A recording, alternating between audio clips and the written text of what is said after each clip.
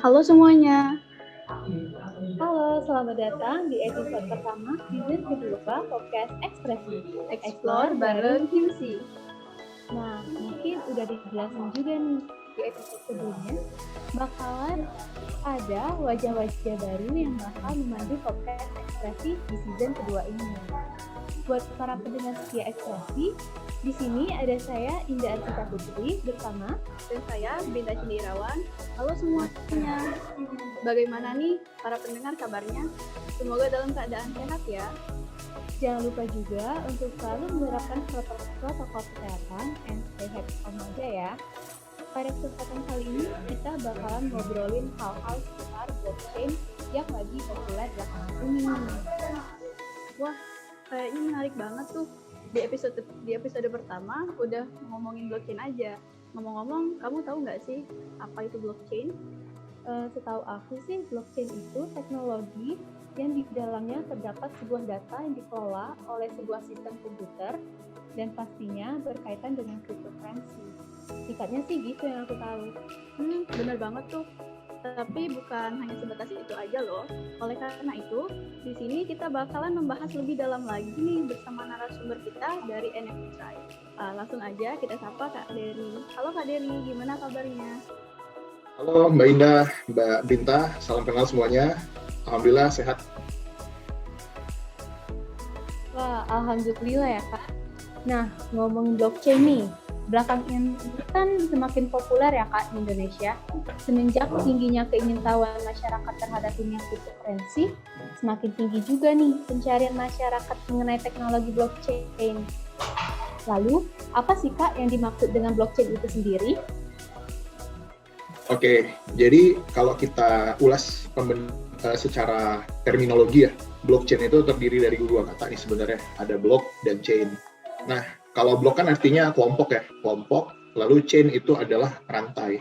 Jadi sebenarnya yang dikatakan teknologi blockchain adalah teknologi di mana itu bisa tempat penyimpanan data gitu ya, atau pencatatan data di mana data itu tidak bisa diubah, tapi saling berhubungan satu sama lain gitu. Tentunya dengan menerapkan prinsip kriptografi atau menggunakan enkripsi data gitu, secara singkatnya.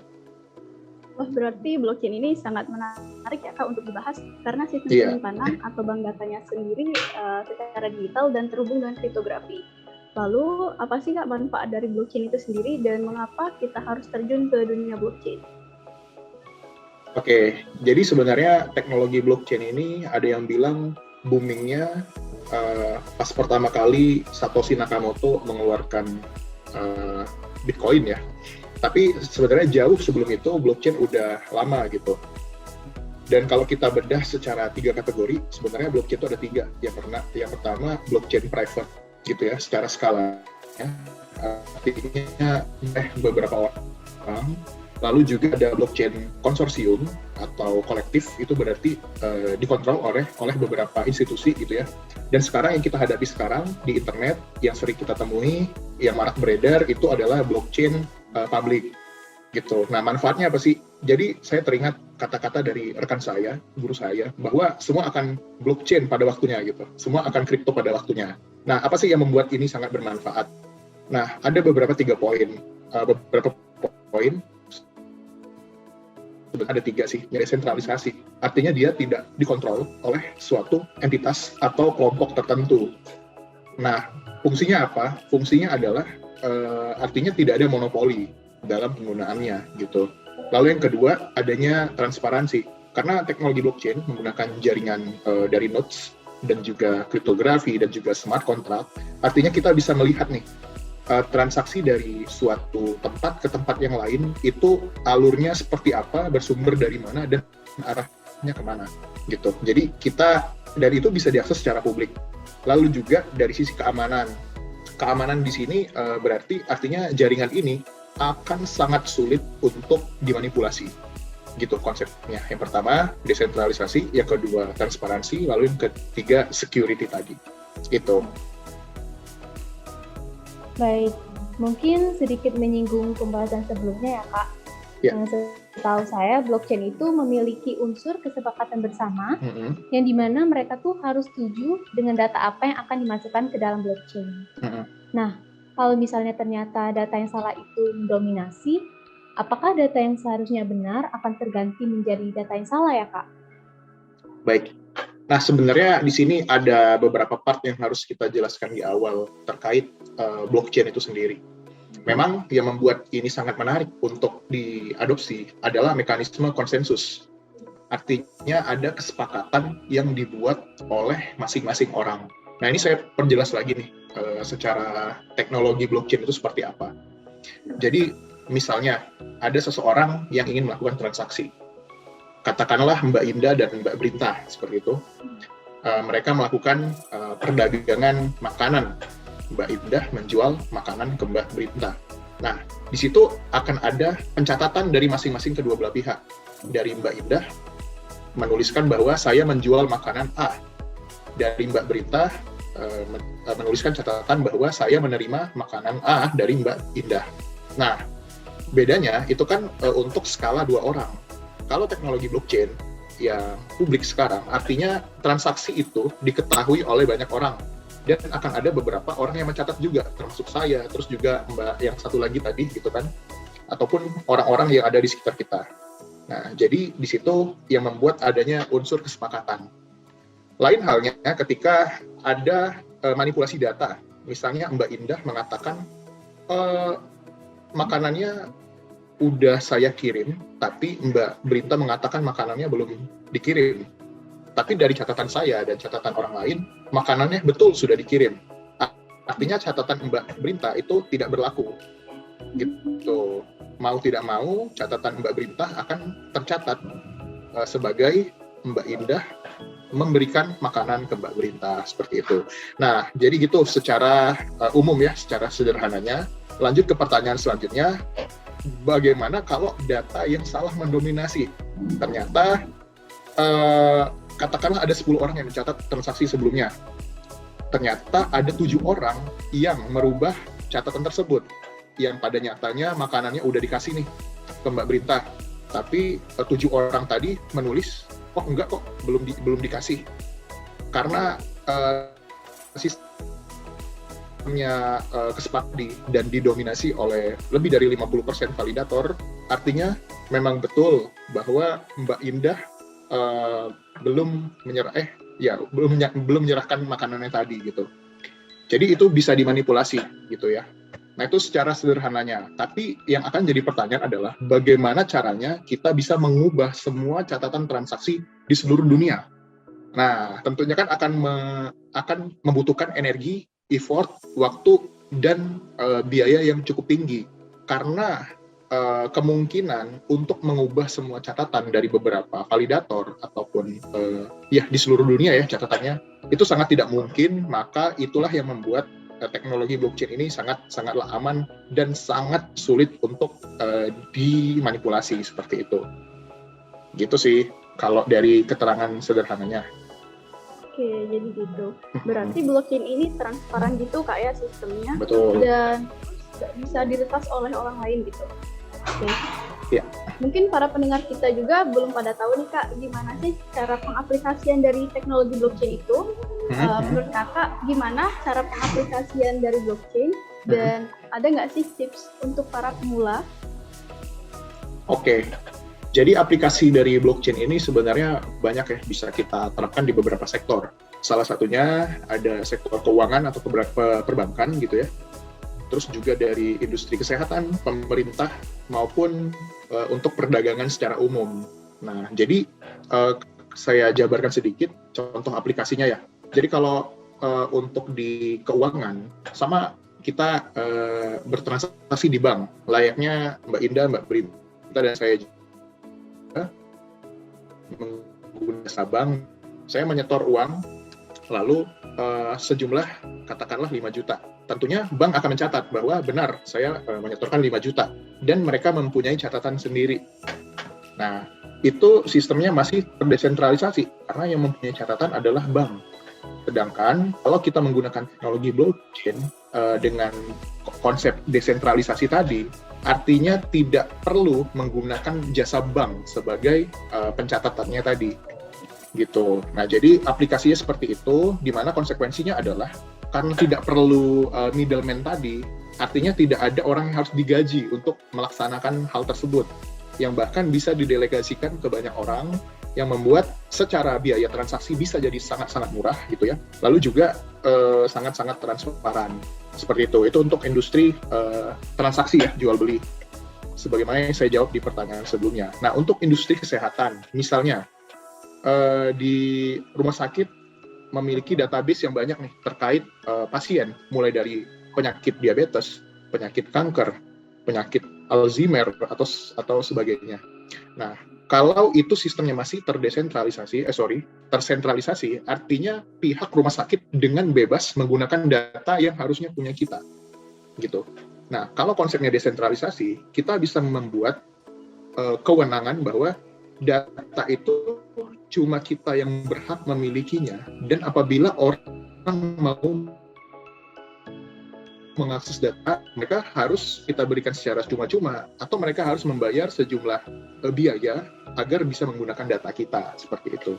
Nah, tentunya ini sangat-sangat melindungi dari sisi pemilik data, yang tidak bisa digunakan semena-mena oleh pihak-pihak tertentu. Itulah konsep desentralisasi ini sangat-sangat benar-benar bagus dan melindungi end user, seperti itu. Nah, tipsnya untuk teman-teman, tadi kan saya banyak kasih contoh ya, ada di government, ada di rumah sakit, ada di perbankan. Tipsnya buat teman-teman adalah bisa memulai menulis smart contract gitu ya, terkait teknologi blockchain ini.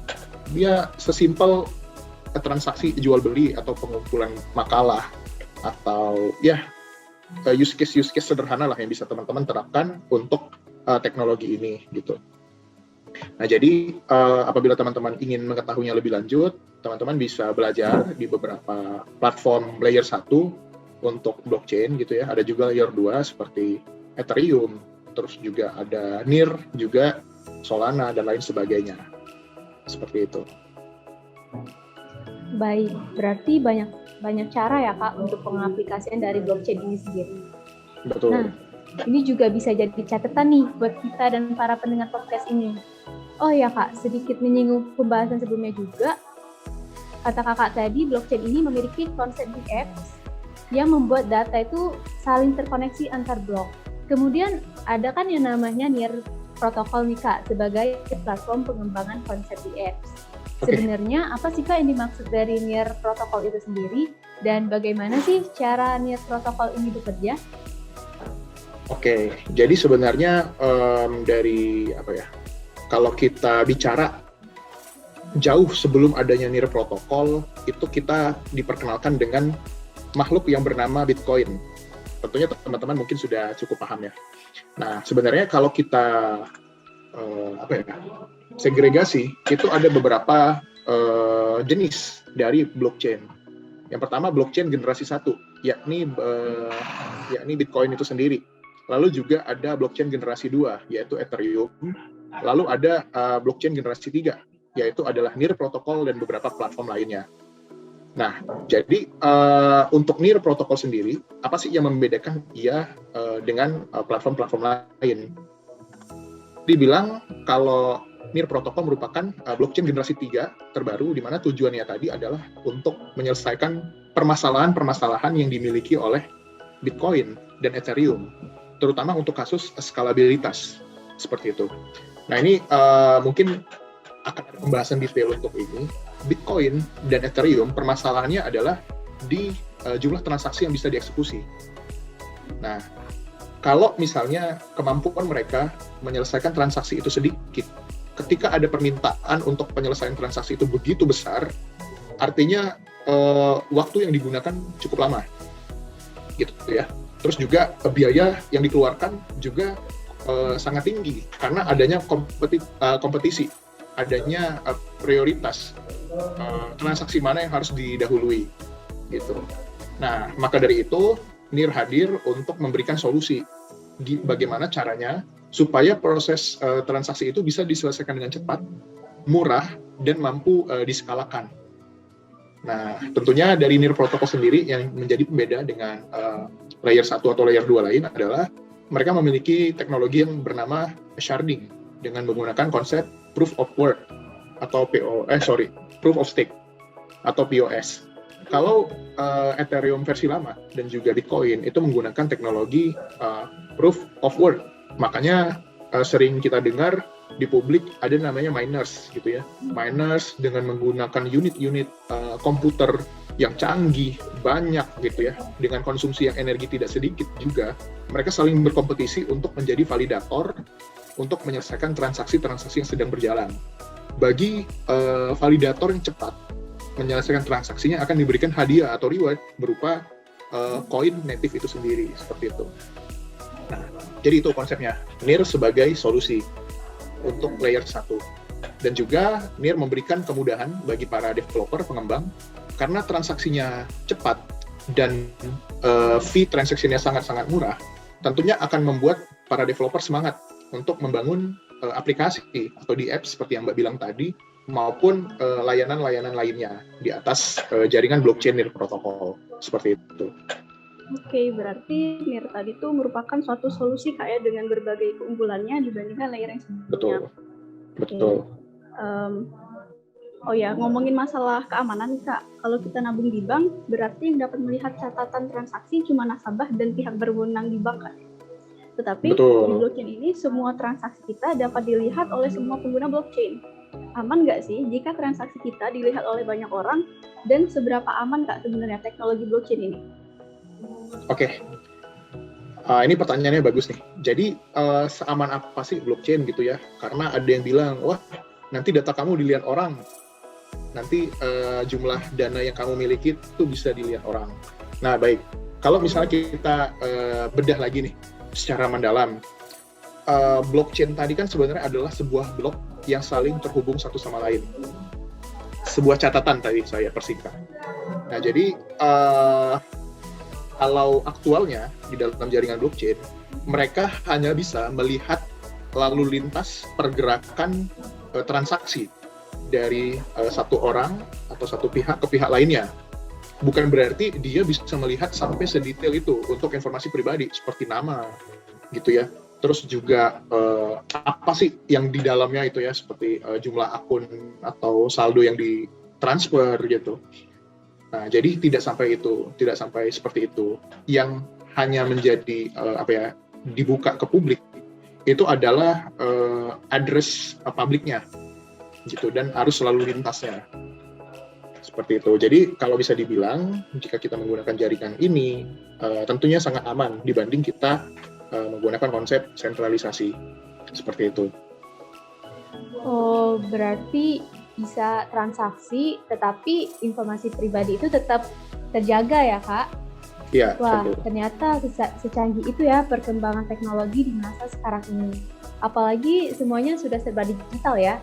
Berarti penting banget nih untuk kita selalu explore diri mengenai kemajuan teknologi. Soalnya kan memudahkan kita juga ya.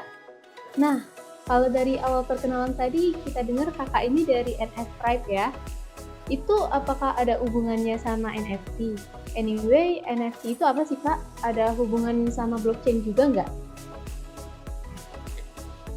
Jadi ada terminologi baru nih yang bernama NFT. Sebenarnya ketika kita berbicara tentang blockchain, kita akan sangat familiar dengan beberapa kata-kata seperti blockchain, validator, nodes, smart contract, crypto asset, cryptocurrency, lalu juga ada NFT.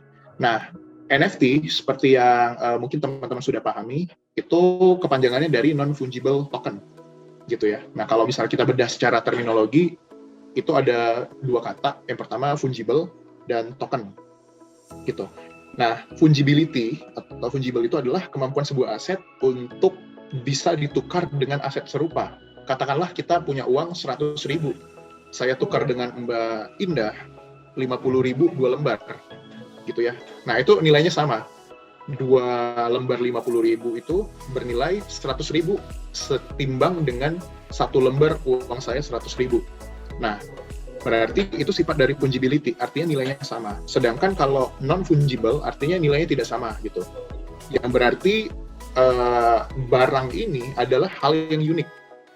Itu bisa kita lihat seperti gambar gitu ya, terus juga surat, foto, terus juga beberapa dokumen-dokumen yang memang kehadirannya, kepemilikannya itu unik gitu.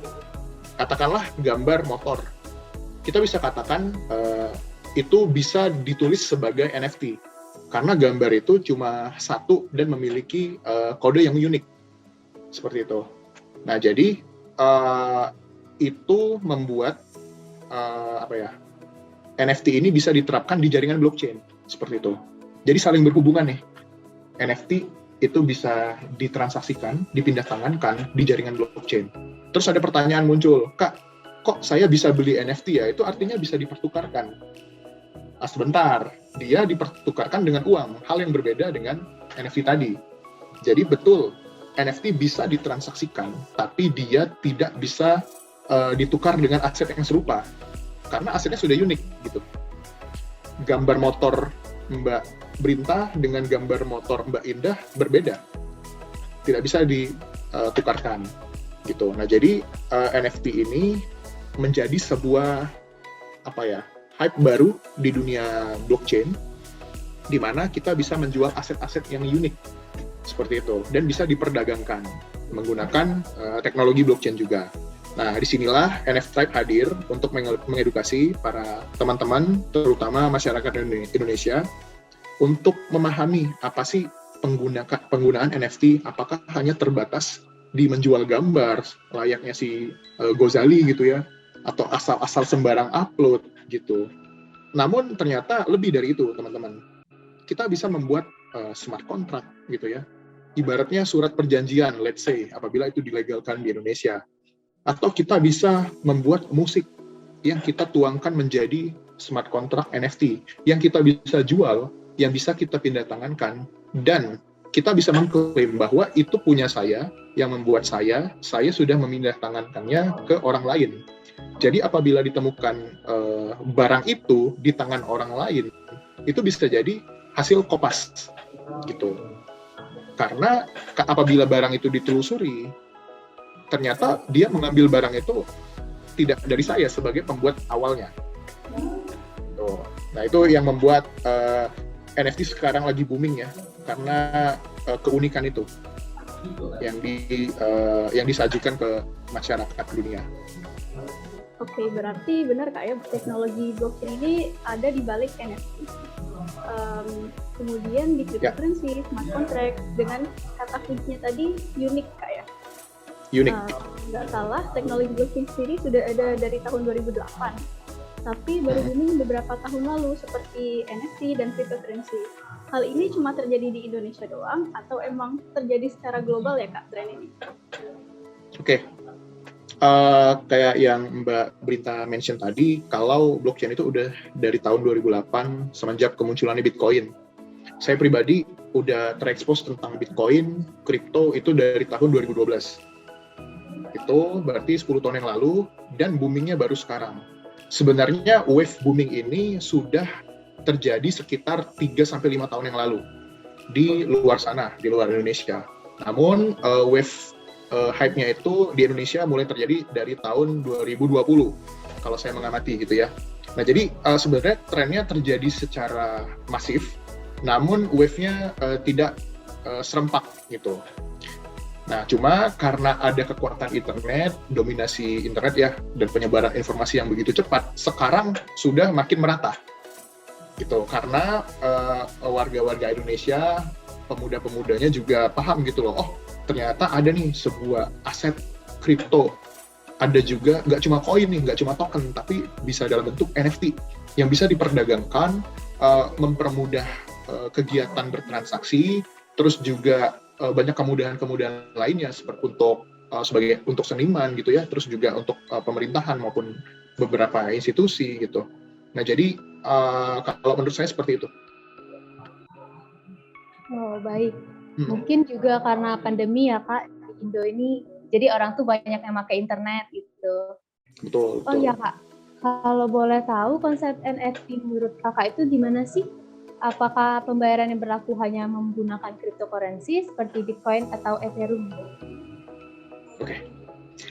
Oke, jadi balik lagi dari penjelasan saya bahwa NFT itu sifatnya unik dan tidak bisa dipertukarkan dengan aset yang serupa.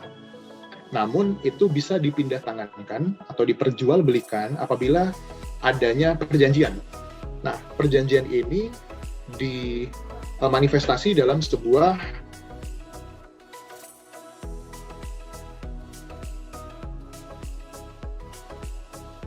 bentuk perjanjian nih.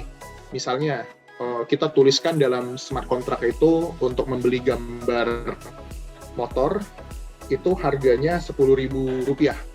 Jadi ketika ada orang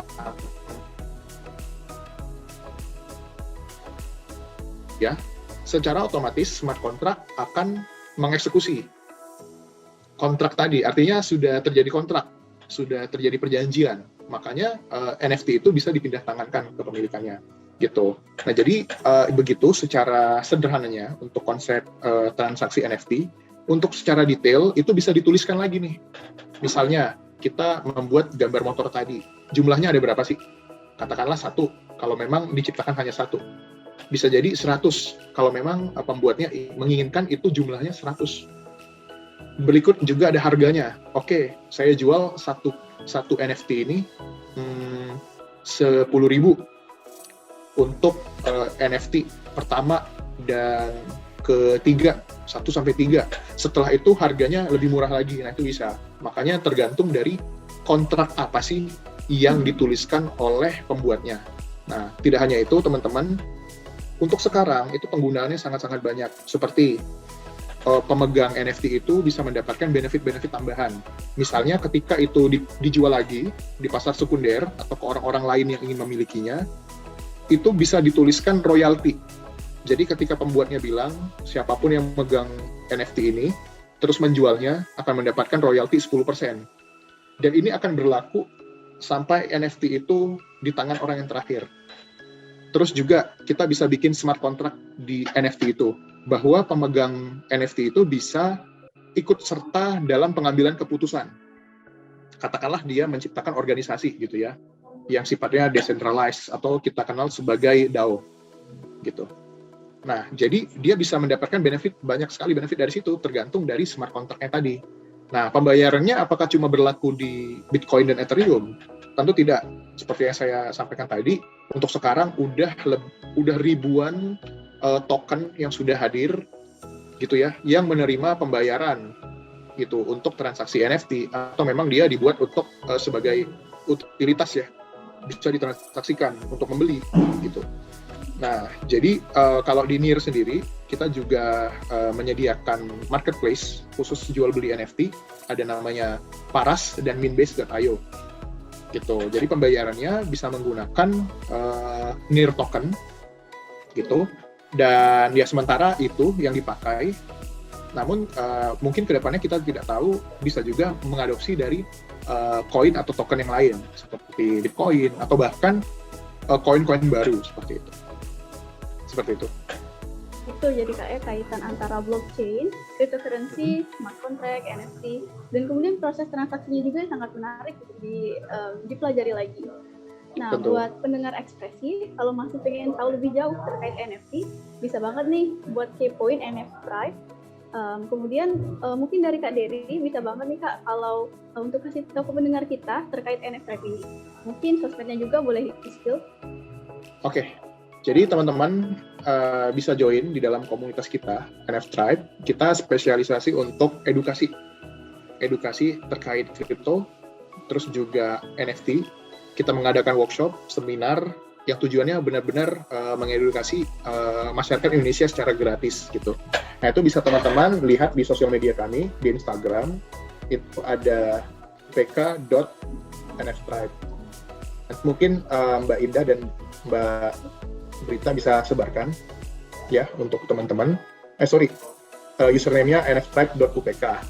Nah, dan juga teman-teman seandainya nih dari teman-teman Sistem Informasi Unsri ada keinginan untuk mengetahui teknologi blockchain lebih lanjut, bisa bergabung dengan komunitas NIR Protocol,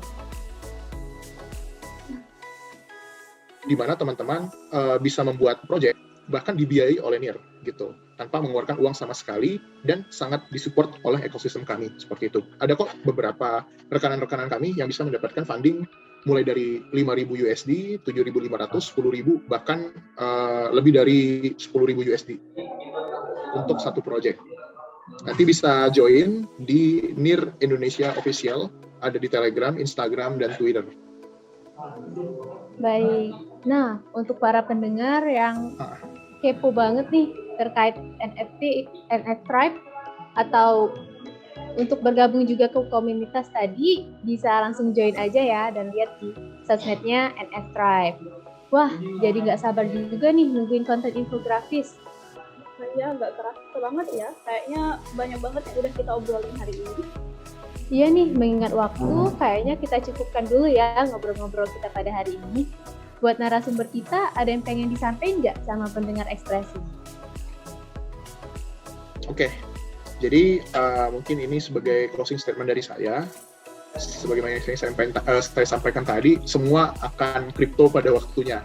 Jadi pada teman-teman, adik-adik yang ingin berkarir di Web3 world atau ya dunia Web3, itu peluang masih sangat-sangat besar, sangat-sangat luas. Silahkan set goal kalian jika ingin berkecimpung di dunia blockchain, crypto. Bisa memilih platform apa sih yang cocok untuk kalian. Apakah mereka menyediakan pendanaan untuk support project-project teman-teman gitu ya. Dan kalau kita bicara masalah gaji, bisa saya katakan gaji bukanlah hal yang menyulitkan bagi platform-platform seperti NIR dan lain sebagainya seperti itu. Jadi manfaatkan waktu kalian, silakan join dan gapailah cita-cita sesuai passion kalian. Seperti itu. Oke. Kalau gitu, saya Brinda Cindirawan dan saya Indah Arsita Putri pamit undur diri. Kami ucapkan terima kasih buat Kak Dery sebagai narasumber dan juga untuk para pendengar yang udah stay bareng kita hingga penghujung podcast ini. Sampai jumpa lagi di episode Ekspresi Explore bareng Himsi selanjutnya. Bye.